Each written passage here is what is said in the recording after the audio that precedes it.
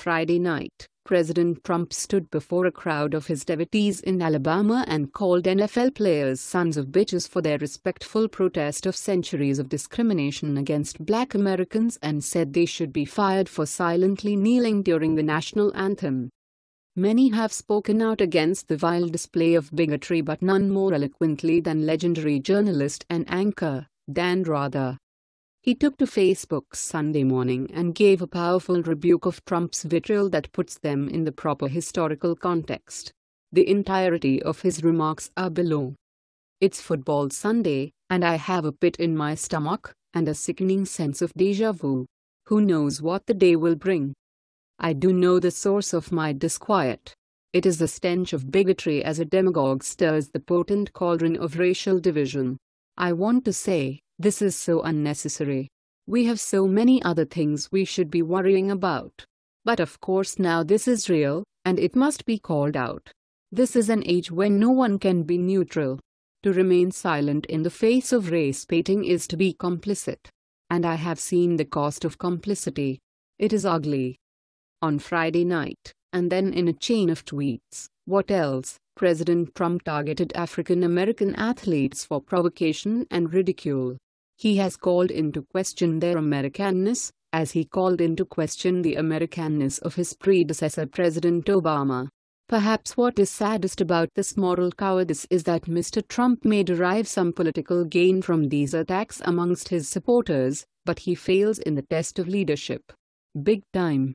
For a president to be doing this, pouring gasoline on the embers of racial resentment, is really unspeakable. Instead of trying to reduce the potentially explosive emotions about race, he is trying to exacerbate them for his own gain. I have seen this game plan before. My mind is transported across the decades. I hear the adjective uppity, and much worse. I see the mouths of authority curl with disdain and mutter, "What do you think you're doing, boy?" Dash the last word spit out in disgust. I feel time click into rewind, to when African Americans weren't thought of as being smart enough to play quarterback, to when there was a gentleman's agreement amongst college basketball coaches to the total number of African American players on the court. Backwards still to all-white teams, and all-white leagues.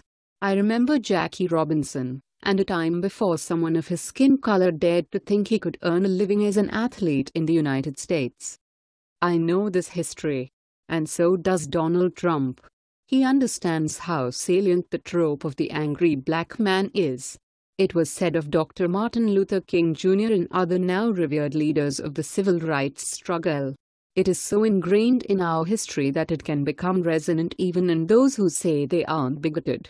So Mr. Trump plucks at it. He knows that he can use the American flag as a symbol of division and not unity. So he sows that thought. I grant that there are many who are offended by players taking a knee during the national anthem. That is their right, as it is the right of those who protest to have their speech protected. This is how we discuss our differences peacefully in a democracy. But calling out these players as SOBs, but using the actual profane words, who should be fired, that's a pointed attack on our constitutional rights. And it is summoning the dark shadows of centuries of racial stereotyping. Let's just say I have seen plenty of white SOBs in sports who have been given awards rather than pink slips. President Trump is not trying to win over the majority of the American people. He wants to animate his base and bask in its approval. Will his supporters in Congress continue to stand by in telltale silence? Will his donors, including some of the owners of professional sports teams? We are not a nation of majority bigots. The strident ranks of the intolerant can be overwhelmed by enough people agreeing that this is not who we are, or who we want to be. Mr. Trump's cheers can be drowned out by a chorus of justice. And one final thought, we have seen these distractions before.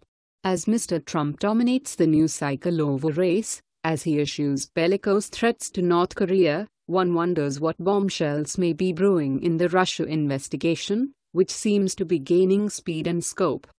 Please share this on Facebook with your thoughts. What is your opinion on this? Scroll down to comment below. What do you think about this? Share this on Facebook and Twitter along with your comments. Let's make this go viral. Share this on Facebook and Twitter and let us know what else you think. And don't forget to help support us by subscribing and joining us on Patreon by clicking on our Patreon link in the description box down below. Don't forget to check out our all-new website with much more content than on this YouTube channel. And if you are looking for the latest must-haves at the most affordable prices, then check out at thismall.com. That's once again at thismall.com.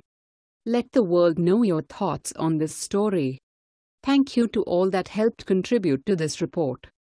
Thanks for watching and goodbye from all of us here.